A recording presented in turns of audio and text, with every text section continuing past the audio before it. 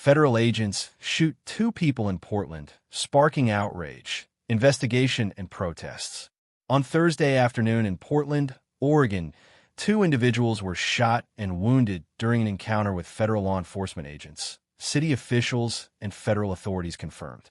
The incident, which occurred in the Hazelwood neighborhood near southeast Portland, has reignited tensions over federal immigration enforcement in the city and prompted calls for accountability, investigation, and halting operations locally.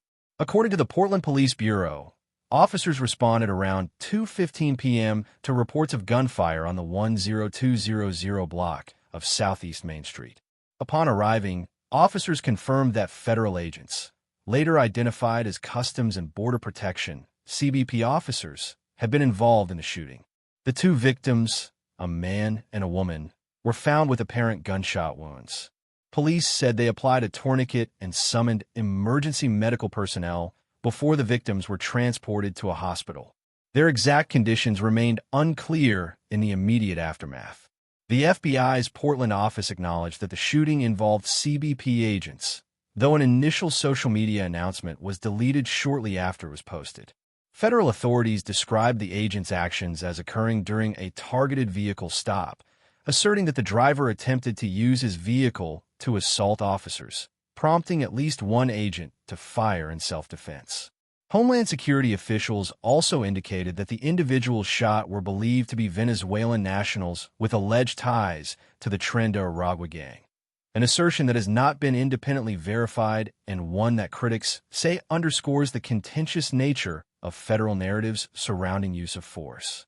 Local officials, however, expressed deep skepticism about the federal account of events.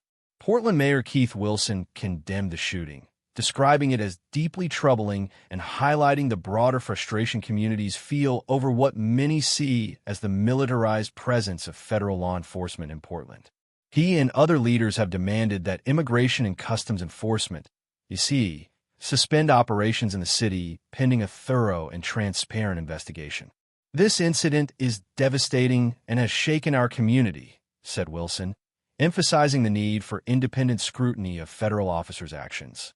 He stated that Portland should not be treated as a training ground for aggressive enforcement tactics and that residents deserve clarity and accountability. Oregon's Attorney General Dan Rayfield announced a state investigation into the shooting, focusing on whether any federal officers acted outside the scope of their authority.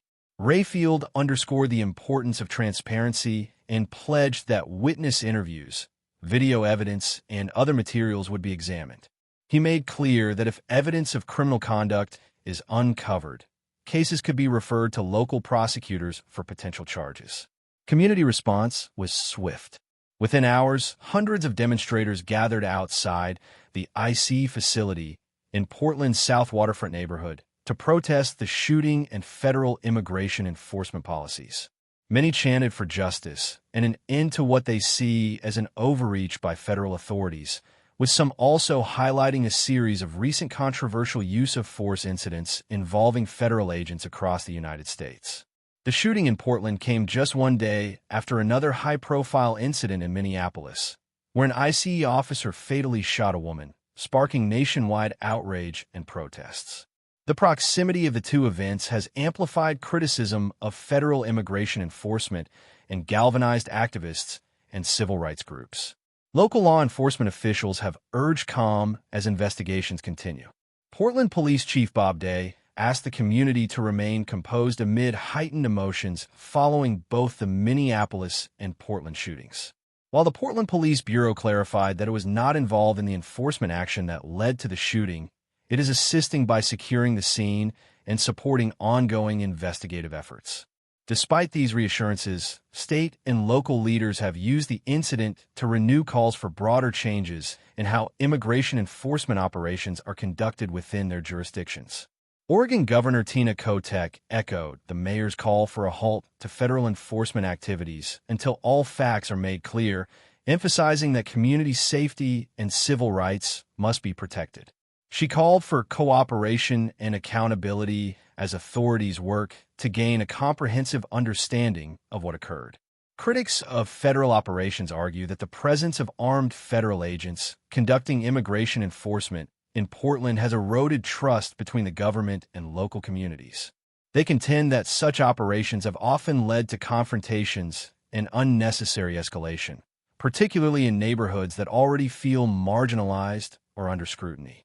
Supporters of federal enforcement, on the other hand, maintain that agents must be able to take necessary actions to apprehend suspects and protect themselves when they face threats. They argue that refusing to allow federal agencies to perform their duties could hinder efforts to address transnational crime and public safety concerns. As the investigation unfolds, questions about what exactly led to the shooting, including whether the individuals shot posed an imminent threat to officers, remains central to public debate. Local officials, community members, and advocacy groups are calling for transparency in releasing evidence, including any available video or eyewitness accounts. Commission inquiries by state authorities and the FBI are expected to yield more details in the coming days and weeks.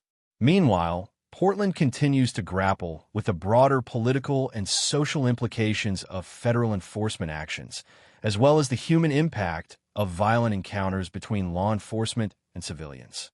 For now, the city remains poised at a crossroads, confronting not just the immediate fallout of a violent incident, but also enduring questions about authority, accountability, and the role of federal law enforcement in local communities.